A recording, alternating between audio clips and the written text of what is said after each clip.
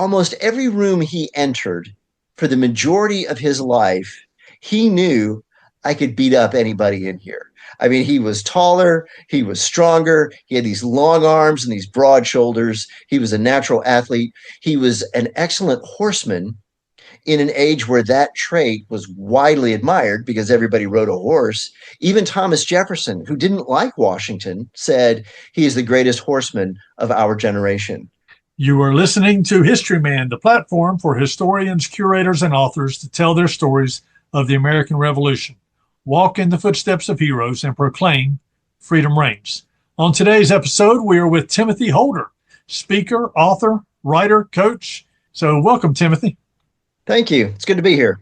Timothy, you've got quite a knowledgeable background. You were a serviceman's kid, a Navy kid, and then you went off to Carson Newman and got your applied theology degree, and then you went off to University of Kentucky and got a master's degree in history. You've done a little bit of everything, and now you're a writer and a coach. What's going on? Well, yeah, I've worn a few different hats. I was a history professor, and I was a dean at Walter State Community College in Tennessee. But I wanted to have more time. I love teaching. I love history, but I wanted some time to do different things. I wanted more time to write. I wanted more time to do public speaking and promote my writing. And so now I work online for Liberty University, and I teach for them, and I teach a little bit for Walter State, but it's all online. So I've got the flexibility to go and do talks and look at primarily early presidents. So that's what I do. I write and I speak and I do some history teaching. Well, the creative process, I tell people all the time that, listen, from a spiritual standpoint, when we talk about the creative process, listen, God created us in his image. Mm-hmm. And the first thing we know about God is God created the world, right? So Genesis 1:1. So when we talk about that creating in his image, I think that creative process is certainly a part of what he instilled in us. And that creative process can be a daunting task, and writing and articulating your thoughts onto paper so that other people can understand what you're trying to give them. That's a tough process. And it's one not for the weak of heart or the meek of heart. It's you got to have thick skin as you go through that process. And you got to know your work because people will call you on it, especially from a history standpoint. So tell us a little bit about your latest project. You've got several different projects that you've had out there, several different books. Tell us your latest project. Yeah, I will do that. But I want to comment on something that you said about how it's not for the faint of heart. I remember I was working on a history textbook with a bunch of other history professors. And the first time I got really serious feedback on professional writing, the thought that went through my mind was writing is not a humbling process. It's a humiliating process.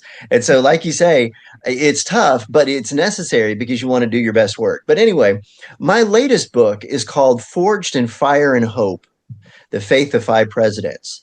And so I took the Mount Rushmore presidents and James Garfield, and I wrote about their religious views.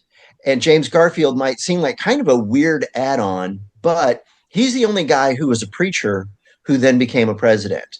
And I thought, that's kind of interesting. So I thought that I thought it would make for an interesting story, because to me, that's what history is. It's interesting stories about interesting people. So I cover Washington, Jefferson, Lincoln, Theodore Roosevelt, and James Garfield, forged in fire and hope. Well, I mean, I've got a copy of the book, and I appreciate the insight that you give on each one of those presidents. The general public will not get into the weeds of these presidents, of these topics. And as a writer, you actually have to do that in order to get a sense of who they are. What are some of the strengths and weaknesses of these presidents that you've wrote about? Oh, that's interesting. Okay, so strengths and weaknesses. For George Washington and Abraham Lincoln both, the first thing that came to mind when you asked that question was they were both self-conscious about their lack of education. And so, that they perceived that as a weakness in themselves. Both of them really were lifelong learners and sought to continue to learn more and grow more. And they weren't limited by what they did not have.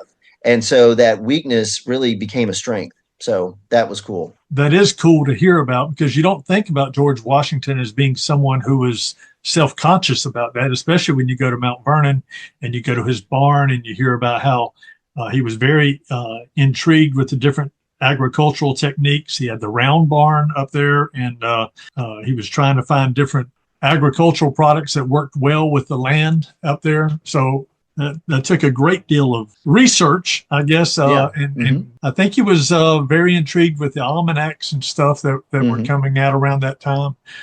So Yeah. I never thought of him as someone who is self-conscious about his education. He was quite shrewd. He was really a sharp guy. And he was intrigued by John Adams, who was much less popular than him. But John Adams was this great public speaker. And that was probably one of the things that fascinated Washington the most about him, because Washington was very self-conscious about public speaking, both because he didn't have like an education in the classics.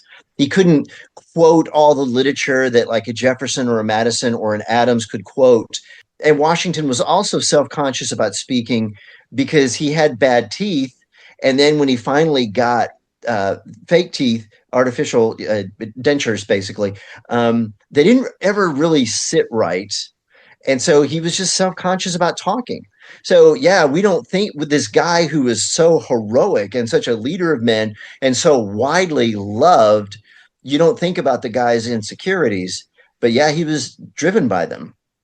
So, and it's funny because Lincoln becomes well known as this great public speaker. So they both lacked an education. They both really worked to better themselves.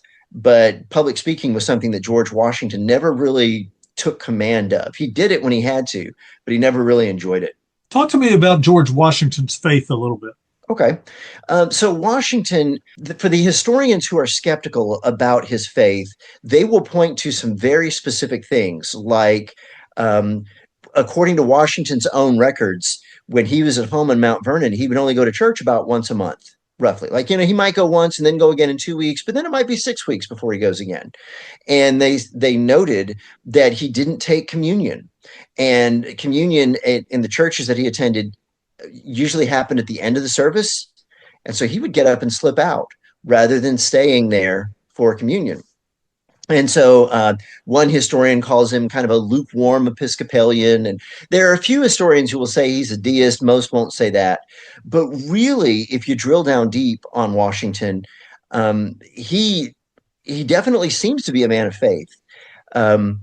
He didn't take communion, but most men didn't back then. There was an Episcopal bishop named Meade in the 1800s who did a religious history of Virginia. And according to him, most of the working age men would slip out of church and not take the Lord's Supper. And I wonder if it's because these men got to town so infrequently and they would have to get home before it was dark. And so they would slip out before the end of the service so they could talk business and politics and whatever. For George and Martha Washington, there were two wagons. They would ride one or the other to get to church on Sunday. The smaller one, the horses could pull it faster. It was a 2.5 hour trip one way to get to church. The bigger, heavier one, which was the one they would need if they were going to ship something to town to sell or buy something, or if they had people going with them, 3.5 hours one way. So you've got to leave town 3.5 hours before it gets dark to get back. And if you want to conduct any kind of business and have any kind of communication with people at all, it's really not shocking that some people were slipping out of church. So that explains both his infrequent attendance and why he slipped out early. But when Washington was in town already for a Sunday, he would usually go to church twice.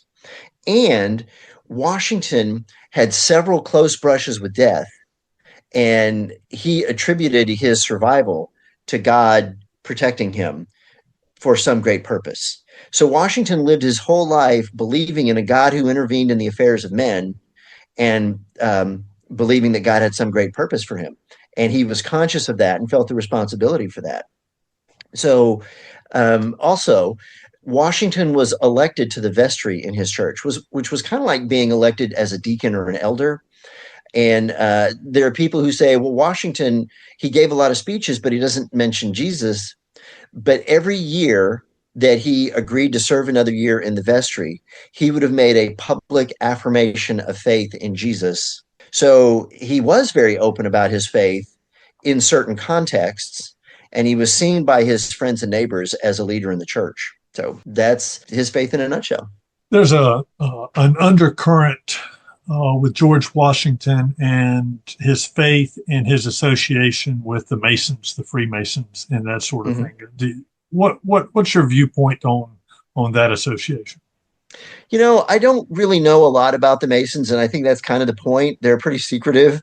Um, I have known in my lifetime people who have been in the Masons who are Christians, and so they didn't see any conflict between the two. So I don't know that that sheds any light on Washington's faith at all, and that's Yeah, that's about all I can say about that. yeah.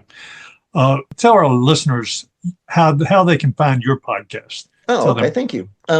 I do a radio show and podcast called The Leading Edge with Dr. Tim Holder. And so it's available wherever you get a podcast. And if you're thinking, well, I don't normally listen to them, so I don't know where they would be, just go online and type in The Leading Edge with Dr. Tim Holder, and it'll take you there. And so I interview Christian leaders. So it might be an author one week, and it might be a Christian actor the next week, or a Christian musician.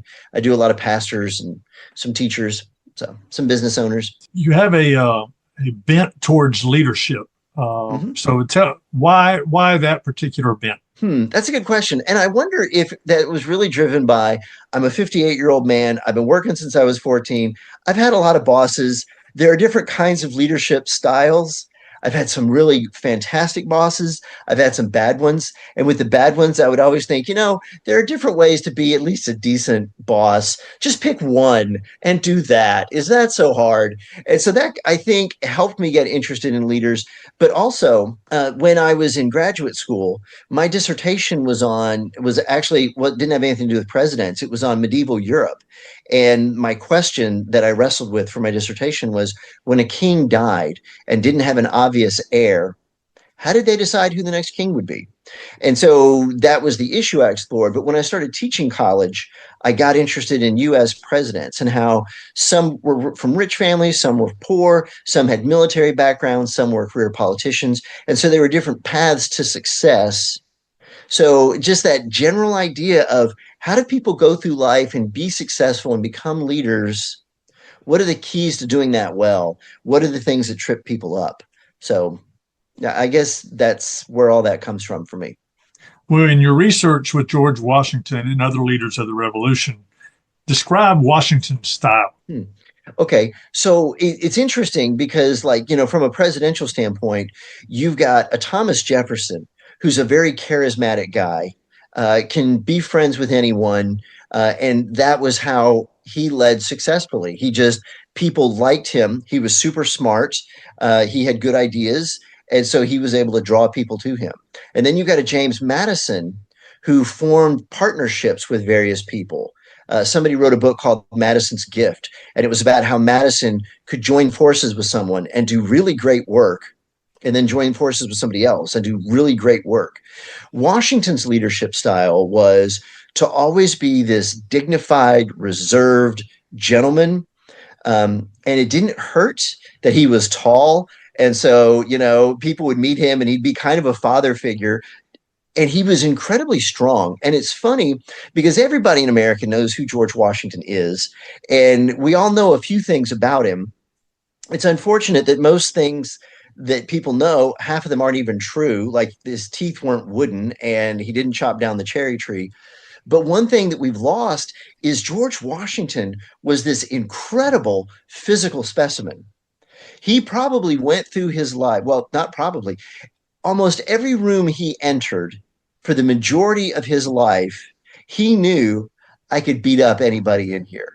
I mean, he was taller, he was stronger, he had these long arms and these broad shoulders. He was a natural athlete. He was an excellent horseman in an age where that trait was widely admired because everybody rode a horse. Even Thomas Jefferson, who didn't like Washington, said he is the greatest horseman of our generation. And so, to give the love to somebody you don't even like, Washington must have been extraordinary on horseback. And so those physical characteristics in an age where that was valued so much, that just helped to draw people to him. So he had all of that going for him. There was a cabal that Gates was involved in, and some of the others were involved in, to unseat Washington during the war. What failings in Washington's personality or strengths in Washington's personality allowed him to overcome that cabal? Okay. So what's interesting about Washington is his whole life, he had been successful by physically imposing his will and trying really hard and making things happen. Again, he's this tall, big, strong guy, and he assumed that he was going to enjoy life in the upper crust of Virginia society because his dad was well to do. But then his dad died when young George was just 11 years old. And so after that, he really became this scrapper, and he had to be smart and work hard to succeed. And so he gets into the Revolution, and he realizes the only way to beat the British is to beat the British. I've got to get out there with my troops. I've got to fight. I've got to bloody their nose. I've got to make them realize this isn't worth it. Let's just leave the Americans alone. But he was good enough as a general to realize there were many times where his army was just overmatched. And the only way they were going to live to fight another day was by running. And so these really strong feelings of, I have to fight, but I can't fight today, would sometimes paralyze him. And so, sometimes people get paralyzed when it comes to making decisions in the haze of war, the fog of war. Sometimes they get paralyzed because they're afraid to make a decision. With Washington, it was just, he was so mixed minded, he couldn't make up his mind. And that made him a less than excellent army tactician. He was good, but not great. And that was what kept him from being great, is Washington was famously reserved, but he also had this volcanic temper. And sometimes he would just want to fight so much, but he was so smart, he knew he couldn't. And so it would, like I said, it would freeze him up. So that was kind of his weakness. His strength was that he was excellent in leading men and inspiring men, because he's got these troops that are getting beaten over and over again. They're not getting paid. They're not getting fed right. They've got all these problems. But Washington is such an inspiring figure that he keeps them together. And as far as this cabal goes, Washington, like a lot of people who are really reserved, he doesn't have 100 friends. So when he does put his trust in someone, he really loves that person. And he had this guy, his personal secretary, his aide de camp, a colonel named Joseph Reed. Reed started sending letters to another general saying, I don't think Washington's the guy to get the job done. I think you'd probably do a better job. And so he's corresponding with this other general. Washington opens up this official satchel of mail and opens up a letter written to Colonel Reed because Washington thinks it's official military business. And it turns out it's a private letter from this general. And the general makes it clear in the letter what Reed has been saying about Washington. And so it was just brutal for Washington to feel betrayed. And there's also this, I'd like to wring the guy's neck. I'd like to fire him.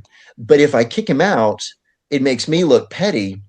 But it would also free up Colonel Reed to now speak very openly about Washington being incompetent. Yeah, he couldn't even handle the truth because when he found out what I was saying, he tried to silence me, but here I am. So Washington keeps the guy as his secretary for quite some time longer and doesn't even say anything at first. But yeah, it was pretty brutal. And the Americans, they were in such a bad situation anyway. It's really easy to second guess a guy when he's not winning.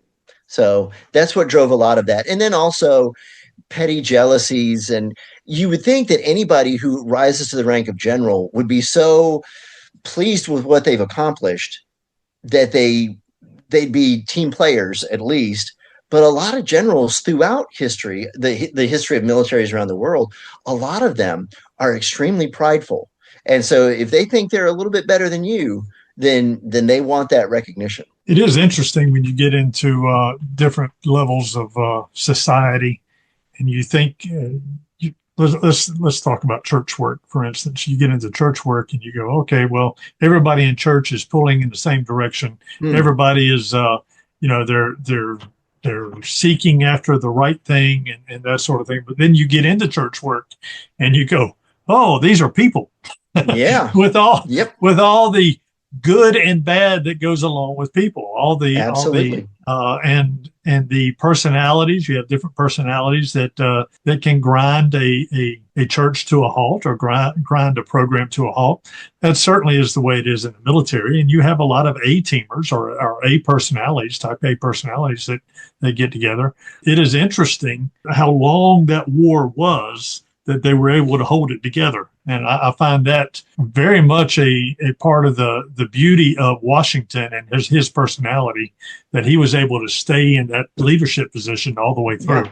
It says a lot about how other people thought about him too, and how they understood the situation. He could have been one that was a micromanager. I'm not sure that he was. I don't think he could have survived if he was a micromanager. I Yeah. think he turned over realms of influence to people he thought could handle it, and he had to wrestle with a Congress that was pretty petty in and of itself and overruled Hmm. him in many ways. So it's amazing. The first President's Day was named after George Washington, and this Hmm. was years after the Revolutionary War. This was after the Civil War. It was created by a Union general that was trying to mend the country back together. And it's Mm. interesting that he chose Washington's birthday as the day for everyone to celebrate. And it was a resounding yes, we all want to do this, because a lot of people were already celebrating Washington to begin with. So it says a lot about him. You've talked Yep. about his insecurities. You've talked about his some of his weaknesses, but yet he was used in that way. He was the man for that time. And Hmm. kudos to you for writing about that and bringing that to the public. We need to hear that. We need to hear that God can use us in just about any fashion, form or fashion. And if you were to give a 10-word response about George Washington and what he meant to the country, what would that 10-word response be? Wow. Okay. I wish I'd had time to look this up, because there was that quotation at his funeral by one of the Lee boys about first in war, first in peace, and first in the heart of his countrymen, or something like that. Yeah. I mean, we had four national holidays: Christmas, Easter, Independence Day, and George Washington's birthday. So what does that tell us? Yeah, and to even to your point, there's the Union General who thinks the one guy who can bring Americans together after the Civil War is the memory of George Washington. So never perfect, but always extraordinary. George Washington. Well, that's good. That's good. Well, this is a question I ask all of my guests, or I try to ask all my guests if we have time. What does liberty mean to Timothy Holder? Liberty is the pursuit of personal freedom.